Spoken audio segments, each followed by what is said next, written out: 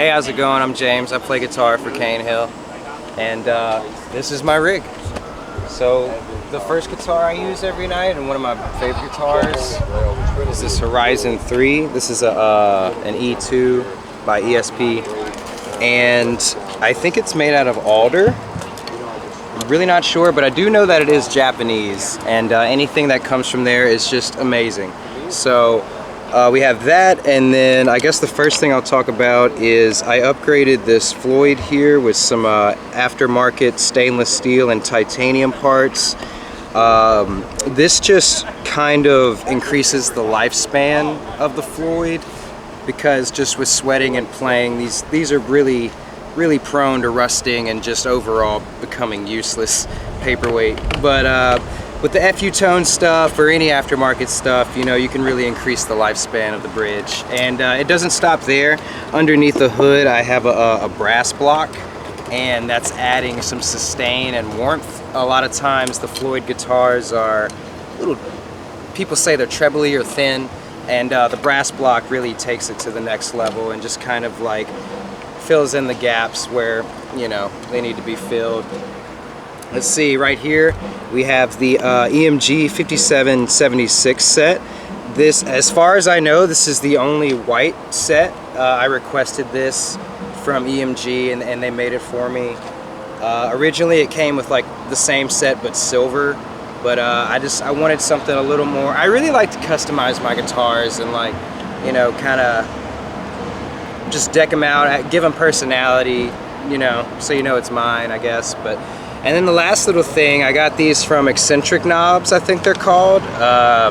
Used to have an eBay store, but now I think he has an Amazon store, I'm not sure, but he makes the coolest knobs, man. There's so many different styles you can get. I really like the sparkly ones here. They're on a couple of my guitars. Sometimes I switch them up, or I'll do like a very simple, just like, you know, fade out or whatever. But no, I actually do use the neck pickup a lot, not just on this guitar, but the other guitars as well. Most of the time when I do a clean tone, I prefer the neck pickup. There are moments where I'm like, actually the bridge is better, but I do be using the neck pickup.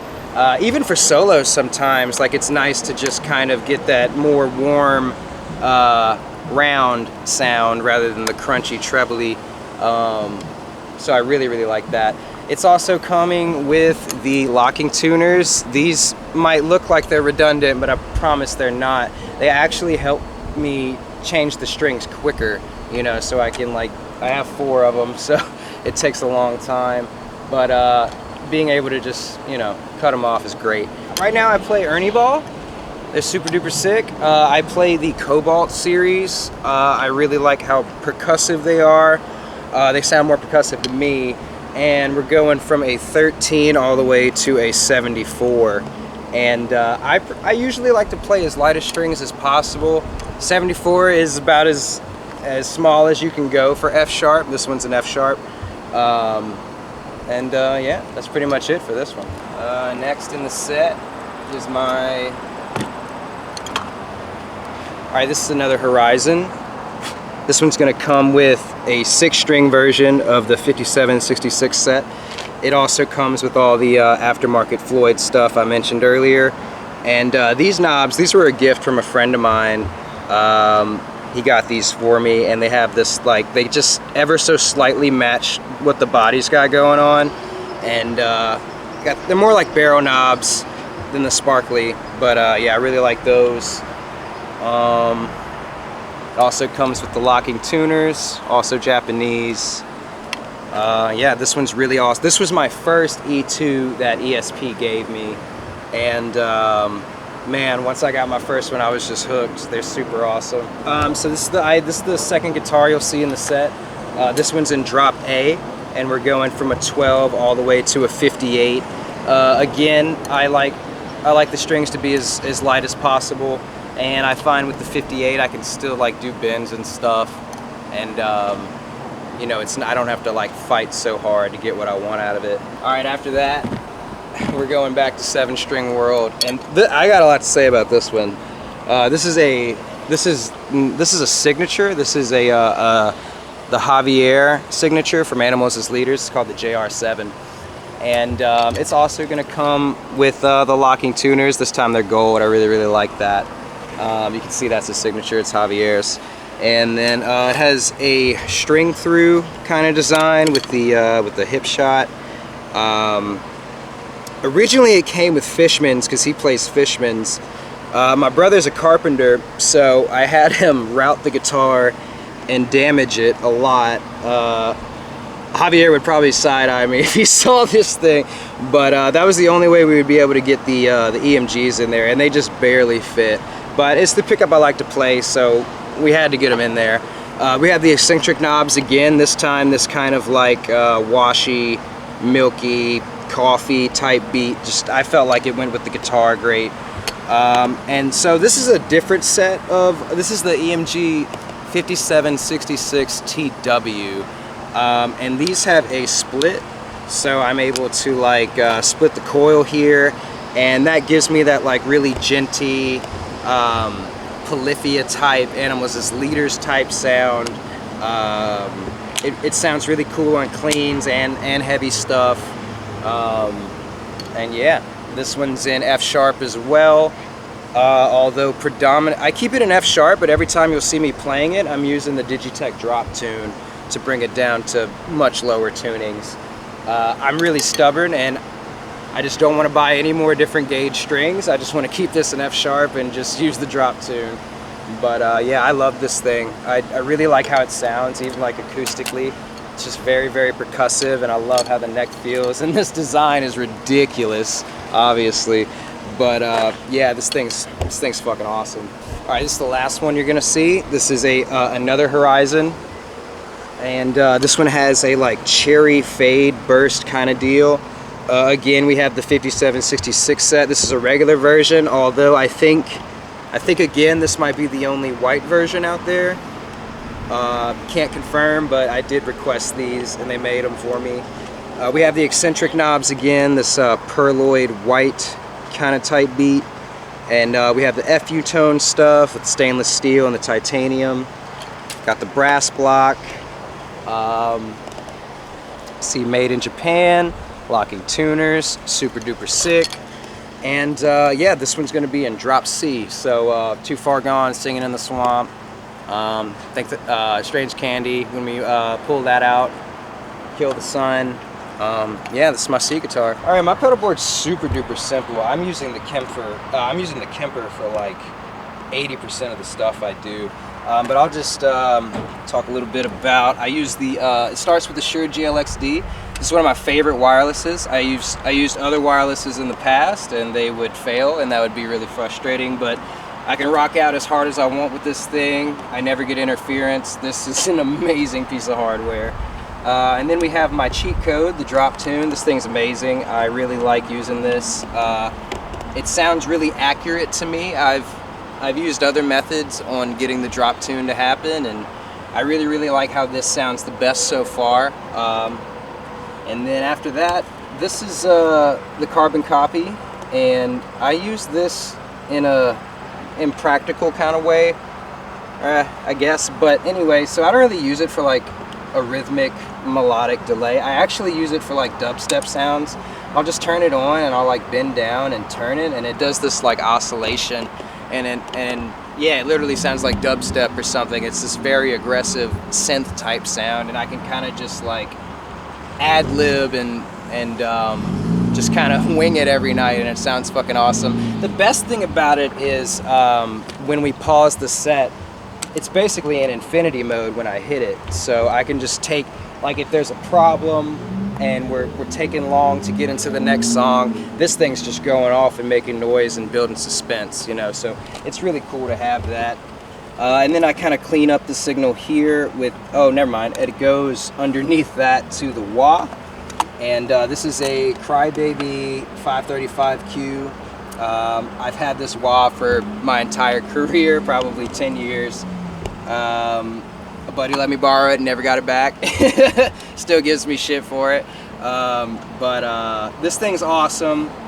I really like it. I use it for a couple wah parts, but I actually use it for a sort of a pseudo gain boost, because I do a lot of like the Floyd squealies. And what I'll do is I'll kick it on, and it'll just give me like way too much gain. And that way when I hit the squeal, I'm able to just kind of like, it'll go and go and go. And then we clean that up with the ISP. I love this thing, it's a very great gate. And then finally it hits the SGI TX system, and this kind of goes in tandem with my my 50-foot loom here.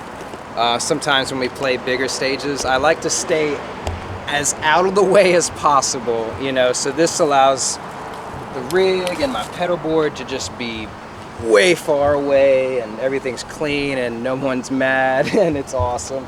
But this box goes all the way around to the back of this thing, and it has a sister box right here, and so the XLR will go all the way from there to this box, and same thing with the Cat 5. With the Kemper, I'm using the Ford and Meshuggah packs. I forget which profile specifically, but they're all really, really good. I think I'm using the Benson burner, that might be it. I can't remember, but there's a couple ones in there that react really well with the 7 strings, and then there's some that just react better with the 6 strings. But I really like Bunsen burner. I think that's the one I use. But yeah, all my delays, reverbs, choruses, compression. I'm compressing on the front and the back here. One of my clean tones. And even on my heavy tones, I'll still compress on the front. Like I'll compress the DI. The EMGs already do a lot of compression, and that's great. But I like squashing it a little more. And for me, that just makes the sound a lot more consistent for the chugging and like the more breakdown parts. Let's see, anything else? I'm running 3 gates. So there's a gate here, there's a gate, has a stomp box, and then the Kemper has the built-in gate. And the 3 of those kind of work together. It'll go verse to chorus to bridge, settings constantly changing just to sound, just to complement the part as best as possible and be as tight as it needs to be, because sometimes it doesn't need to be so choked. But I'm controlling everything with MIDI actually. I used to tap dance a lot, and the controller's more here for backup, like in case something fails and I have to do it the old school way. But I really, really like the MIDI. This is my 2 cents on it. I tap danced for 9 years, 10 years, and that was really fun, and I still like doing that. But as far as like engaging with the crowd, like it's a lot of me looking down. It's like, all right, I'm doing the verse now. All right, I'm doing the bridge now. You know what I mean? So it helps me like focus on singing and, you know, engaging with fans and stuff, and, you know, just like looking more this way than down here. So that's amazing. Okay, so this is the ear rig / brain of the show. This is where we run the tracks and everything. And not only am I running tracks through here, but I'm also doing a lot of plugins on my side on Wittenized vocals, things like distortion and compression, working in tandem with the house board. We're also running plugins on that end, and just, it's more of like this chemistry teamwork type beat that just, you know, whatever I can do to make his source that much greater before, you know, they do what they do to it, you know what I mean? And that's all MIDIing on and off. Like when he screams, there's distortion. When he's singing, it's gone. You know, really cool stuff like that. We're using the X-Core as an interface and our ear system. So this is working in tandem with the DO32. And this is sent to house with a long Cat 5. And yeah, that's pretty much it. We have some ear systems. We have a distro. If you want to take a look at the back, it looks pretty cool. There's no, I think they're working, let's see, you can't really see them in the daylight, but I have these lights under here, so, and they're motion activated, so anytime you stick your hand in here, you can, you'll be able to see. You won't have to have like a flashlight or a phone light. Let's see, we also have this DMX interface. This is for doing lights, because we have a little light package, and these are the ear systems. These are all being shared to this distro right here. And then my brother, like I said, he has a metal and woodworking shop, and he made these plates for me. He cut these holes in here and he helped me make this. So instead of having to dig your hand in here and touch all this stuff, all you got to do is screw in right here and you're good to go. So I do vocals too, and this here is called an Optigate. PB05. I just refer to it as the Optigate. This thing's really, really cool. So it's a laser activated gate. So when I'm standing right here, there you can't hear the mic. It just is completely silent. But when I'm right here and I'm singing, the mic activates, and it just helps alleviate drum bleed and just all kinds of things that upset house guys. So yeah. Well, all right, thanks for checking out my rig. My name's James, and we have an album coming out, A Piece of Me I Never Let You Find. It's gonna be out November 1st. And right now we're on tour with Signs of the Swarm for the next month. And in November, we're gonna do a UK headliner, and it's gonna be super duper sick, and you should come.